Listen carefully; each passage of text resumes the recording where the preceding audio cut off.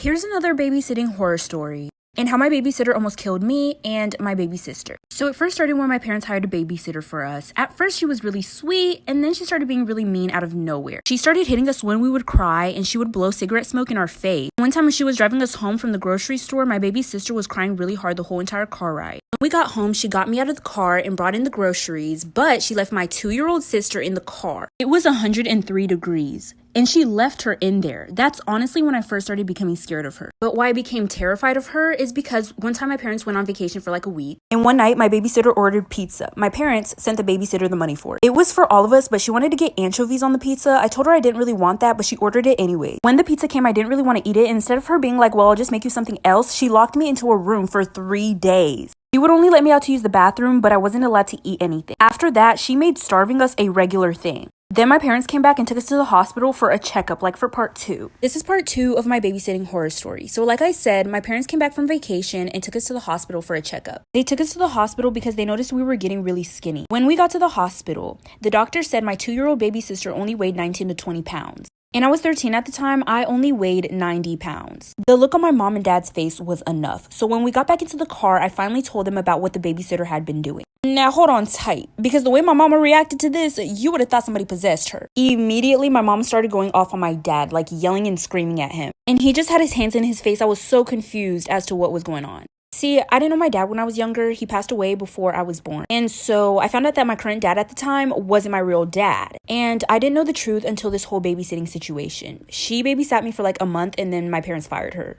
I'm 23 now. I honestly could have forgotten all about her. Well, just last year, my mom told me that babysitter was my dad's ex-wife. Well, anyways, this is what my mom did to my stepdad's ex-wife after we went to the hospital. This is part 3 of my babysitting horror story. So like I said, I finally told my parents about what the babysitter had been doing to me and my baby sister. I was so confused as to why my mom started going off on my dad right away after I told her. But 10 years later, I'm finally finding out that my babysitter was my stepdad's ex-wife. My mom told me that she had been really iffy about letting my stepdad's ex-wife babysit me and my little sister, but she only agreed with it to save money. So my mom told my dad to get out of the driver's seat. She got into the driver's seat and she started driving. I wasn't exactly sure where we were going and my dad didn't know either, but we ended up at the babysitter's house. Luckily for her, she wasn't home because my mom would have dropped her. Shit, she might have even got a murder charge that day. But my mom told me to get a rock and to just start chucking them at her windows. So that's what I did. There, me and my mom were chucking rocks at my babysitter's window. And my dad was watching us holding my baby sister. My mom didn't take her to court or anything. I'm not exactly sure why. Probably something to do with my dad. But my mom and my dad cut contact with her completely and they fired her. This is why Bring Your Pet to School Day is banned from my school. I just want everyone to know that this was bound to happen. The kids at my school are super irresponsible. I don't know why the teachers thought this was a good idea. I was one of those really irresponsible kids and I didn't pay attention to which pets were allowed to be brought to the school.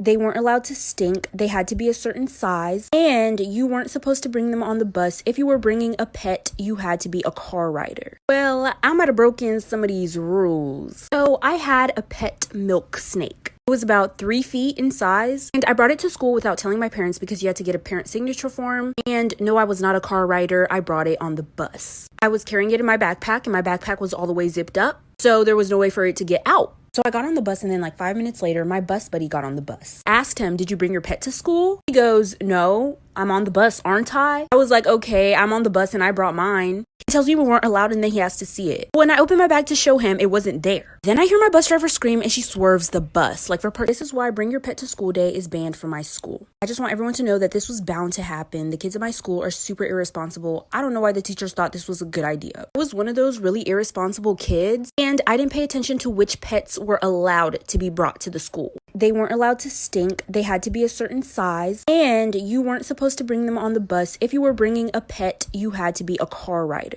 Well, I might have broken some of these rules. So I had a pet milk snake. It was about 3 feet in size and I brought it to school without telling my parents because you had to get a parent signature form. And no, I was not a car rider. I brought it on the bus. I was carrying it in my backpack and my backpack was all the way zipped up. So there was no way for it to get out. So I got on the bus and then like 5 minutes later, my bus buddy got on the bus. Asked him, did you bring your pet to school? He goes, no, I'm on the bus, aren't I? I was like, okay, I'm on the bus and I brought mine. He tells me we weren't allowed and then he has to see it. When I open my bag to show him, it wasn't there. Then I hear my bus driver scream and she swerves the bus. This is part 2 of why bring your pet to school day is banned from my school. So like I said, I'm on the bus and I open my bag to show my friend my pet snake. But when I open my bag, it wasn't there. And then I hear the bus driver scream and she swerves the bus. She yells that there's a snake on the bus, which causes panic. Kids start crying. Some try to jump out the bus window. Like, it was literal chaos. The bus driver almost crashed the whole bus. But she was able to steady it out. But nobody knew where this snake was. I honestly just try to act like I didn't know what was going on. Like, what snake? Never heard of her. Is that some type of drink? Anyways, so luckily, I looked across the seat from me. The seat in front of them, under it was the snake. My friend was sitting on the outside of the bus seat, so I told him to grab it. Try to get him to grab it before anybody sees it, but he didn't, so I just launched over there and I grabbed it, put it in my bag, and continued to act like nothing happened. Okay, so I'm running out of time, so I'm going to zoom past a little bit, but I'll come back on the next part. So my school lets us carry our backpacks anywhere we want, so I had the snake in my backpack all day. But 2 periods before chemistry, I decided to let it loose so I could skip the class. So this is part 3 of why bring your pet to school day is banned from my school. Okay, so I'm backtracking a little bit. So after the snake was let loose on the bus, once we got to the school, somebody had to come onto the bus and figure out the situation, what was going on. They asked if anybody brought their pet on the bus. Obviously, I did not give myself up, and they ended up just concluding that a random snake got on the bus. Okay, so back to where I was at. I had a chemistry test that day as well. Like I said, I was very irresponsible, so I did not study for my test, nor did I care for this snake. So I knew the chaos that it would bring to let it loose, so that's what I did. So it could cause chaos, so then I didn't have to take my chemistry test. And half an hour after I let it loose, on the announcements, they tell everybody to stay in their rooms. There is a snake on the loose. Apparently, it was found in a bathroom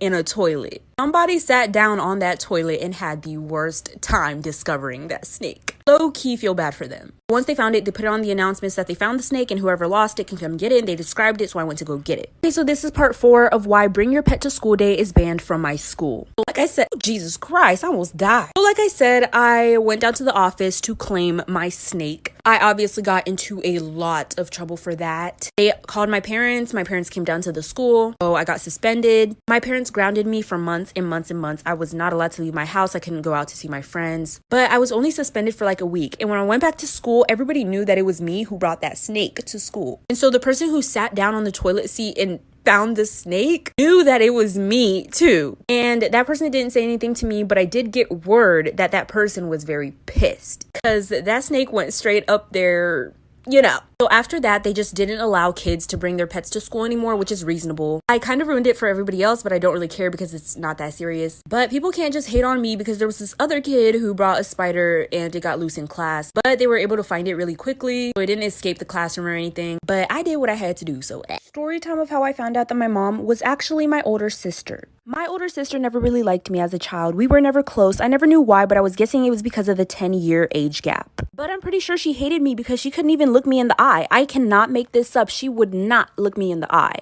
But she never really talked to my parents either. She kind of just kept to herself all the time. Sometimes I have vivid memories of when we were younger and she would always be arguing with my parents about something, and I always thought it had something to do with me. Well, I was right. It had everything to do with me because eventually my sister turned 18 and she moved out. For 2 years, I didn't talk to her at all. I honestly don't even think I had her number saved, and I'm pretty sure that she didn't have mine. Well, 2 years later, and I was 10 at the time, she reached out to me via social media. I'm not sure how she found my Instagram name, but it was just my name, so she probably just typed that in and found me. She DM'd me and told me that she wanted to talk about something very important and that she would like to talk over the phone. So we exchanged numbers and we called that same night. And she told me that when she was younger, my dad had taken advantage of her and gotten her pregnant and had me. This is part 2 of how I found out that my mom was actually my older sister. So like I said, my older sister had reached out to me via social media and told me that she was actually my mother. And so after we got off the phone that same night, I lost it at dinner and I went off on my parents and I screamed at them. And I told them that I would go to the police and tell them everything and I would tell them the truth unless they just let me live with my older sister. And they tried to explain themselves, and their reasoning was that they wanted to keep the family together because of their traditional values, and it would have just made their lives a lot harder going through all the court proceedings, so they just kept the family together. And so they clearly didn't want me to go into the police, so they said that I could go live with my older sister. So she came to get me, but she lived in a different state, so it kind of took a while. I still had to stay in the house for like a week or so before she came, but I packed all my stuff and I was ready to go. And when we went back to where she lived, We immediately called the police and told them everything. Fast forward a little bit, they did some DNA testing. My sister's DNA matched as my biological mother's, and then my dad was my biological father, and they saw how the ages just didn't match properly, so they took my father to jail. Story time of why I'm terrified of ever babysitting again. I started babysitting for this one family in the summer of 2019. I have my information for babysitting online, so people contact me. So the mom contacted me and said she wanted me to babysit for her 3 kids. So we set up a time and schedule. She gave me her address, the usual. So when I got to her house, she had already left like 5 minutes before I arrived, and I see the kids sitting in the living room watching TV. But then I see this man walking down the steps. This man, who I was assuming was the dad. He asked me who I was, and I said I was the babysitter and that I sorted things out with the mom, and if he wanted to make sure he could call her. Well, he told me that he was the dad and that he knew I was coming. He just didn't expect me to come so early and so suddenly. I was kind of confused as why they needed a babysitter if he was already there. So I was like, okay, so he wouldn't be able to get into the house if it wasn't actually the dad, so it has to be him. Well, the mom texts me and says she's on her way home, so I put the kids to sleep and then I go home. Half an hour later, I get a text from the mom saying the kids are gone. When I described that man I saw, she said that sounded a lot like her ex-husband who has a spare key to their house. Part 2 of why I'm terrified of babysitting again. Like I said, when the mom came home after I left, she told me that the kids were gone. So I described to her the man that I saw in the house that I thought was the dad, and she told me that was the ex-husband who had a spare key to their house. But she did not believe me right away. At first, she was asking me a lot of questions, acting as if I was the one who kidnapped them. Almost as if